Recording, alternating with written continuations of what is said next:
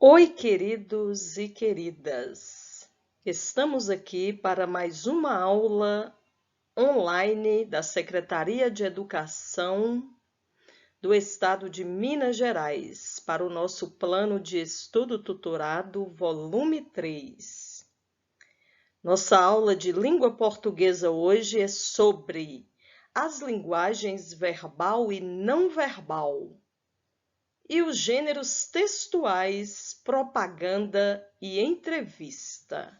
Estejamos bem atentos. Que Deus abençoe a nossa aula e o conhecimento chegue até vocês. Linguagens verbal e não verbal. A linguagem verbal é aquela que utiliza palavras escritas ou faladas. E a linguagem não verbal utiliza os signos visuais, as imagens somente, cores, desenhos, sinais, como os sinais de trânsito. E ainda tem a linguagem mista, que mistura essas duas linguagens. Então, deve ser do costume de vocês ler vários textos que contêm a linguagem verbal, só palavras, e a linguagem não verbal, somente imagens. Veja aqui os 3 exemplos que eu trouxe para vocês. No primeiro texto, nós temos esse círculo cortado ao meio, que todos vocês sabem que significa é proibido. Então, ali, com a imagem do cigarro, é proibido fumar.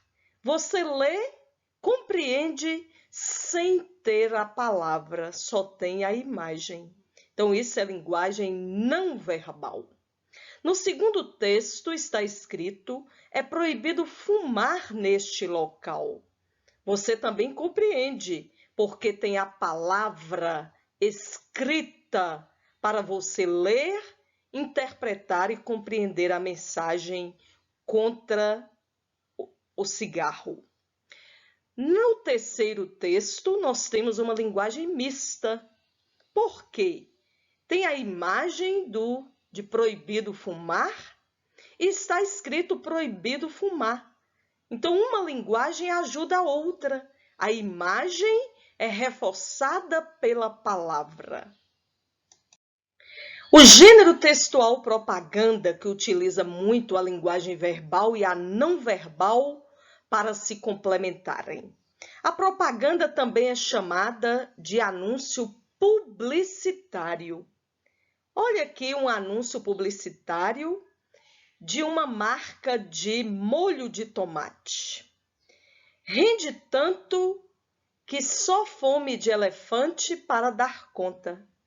Então, aqui o elefante, que é o animal que representa aí essa marca de extrato de tomate, vai colocar aí a sua frase e ele está fazendo aí a comida, que já dá uma água na boca, né? Olha aí, ó, lasanha e outros pratos, né? Que delícia! Então, a propaganda, ela chama muito a nossa atenção. Usa muitas cores, frases chamativas. Gênero textual propaganda é um gênero presente em diversos meios de comunicação. Jornais, revistas, internet. Nossa, na internet é o que mais tem é anúncio publicitário. Impõe valores, mitos, ideais e prima pela informação e por apelos, a fim de persuadir o leitor, o destinatário. Opera no sentido de atingir o subconsciente do consumidor, influenciando em suas decisões. Como aí, né? A gente já dá vontade de comer algo, alguma comida gostosa feita com o extrato de tomate. Então, a propaganda é um gênero muito comum no nosso dia a dia e que chama muito a nossa atenção. As características do anúncio publicitário. Tem caráter comercial, quer vender um produto ou uma ideia. Mas toda vez que vende um produto, vende também uma ideia de que aquele produto é o melhor. Mas às vezes vende só uma ideia, como a prevenção do coronavírus, da dengue, das doenças sexualmente transmissíveis, que só vende a ideia. A linguagem é verbal e não verbal no anúncio publicitário, uma linguagem simples para que fique no entendimento de todos, são textos relativamente curtos para não ficarem cansativos, textos persuasivos e atrativos, persuadir é convencer, tem humor, ironia e criatividade. Os verbos são no modo imperativo, porque pede ao leitor para usar aquele produto ou aquela ideia. Tem figuras e vícios de linguagem, né? Figuras de linguagem pode comparar aquele produto com outro. E o uso de cores, imagens, fotografias, que façam o leitor ficar interessado no anúncio publicitário. Como neste do elefante, né, sendo a mascote desse extrato de tomate. O gênero textual entrevista, que é totalmente contrário, né, à propaganda, porque a propaganda ela visa convencer as pessoas a comprarem um produto, a aceitarem uma ideia. Já a entrevista é um texto que coleta dados, né, para fazer alguma pesquisa, vai fazer uma pesquisa, então faz uma entrevista para coletar dados. Tem um fato polêmico, interessante, procura uma pessoa especializada, faz uma entrevista. E a entrevista ela está nos jornais, nas revistas, na internet, na televisão, no rádio. É um texto muito comum e muito interessante quando a gente tem um ídolo, um artista, um jogador de futebol. Aí nós queremos saber sobre essa pessoa. Então algum jornal faz uma entrevista e a gente fica louco para poder ler e saber o que essa pessoa acha de qualquer assunto. As características da entrevista. Os textos são informativos e ou opinativos. Por quê? O entrevistado pode colocar sua opinião. A presença do entrevistador, quem faz a entrevista, e do entrevistado, a pessoa que responde. A linguagem dialógica e oral, porque as pessoas estão falando, né, ali ao vivo, a cores, em cores, né, às vezes a entrevista ela é gravada, ou ela vai sendo escrita pelo entrevistador para depois colocar no jornal, na internet. A marca do discurso direto e da subjetividade, porque o entrevistado ele vai falar sobre si, sobre o que ele acha, e a mescla da linguagem formal e informal, né? Linguagem padrão e não padrão, mistura-se. Entrevista sobre gravidez na adolescência e seus riscos. Então, eu coloquei aqui para vocês o trecho de uma entrevista sobre este assunto tão polêmico, né? O que tem de problema na gravidez na adolescência? Aí o entrevistador aqui se chama Drauzio e a entrevistada se chama Adriana Lippe Weissman, uma especialista neste caso. Aí ele pergunta, a que classe socioeconômica pertencem essas adolescentes que engravidam, né? Aí ela responde, tanto engravidam as adolescentes de classe social mais baixa, quanto as de classe mais alta. Só que o enfrentamento da situação é diferente. No que se refere a jovens de classe social mais abonada, felizmente, há poucos trabalhos sobre o assunto, porque é difícil levantar dados nos consultórios particulares, que em geral elas frequentam. No entanto, sabe-se que essas contam mais com a possibilidade de interromper a gravidez se desejarem.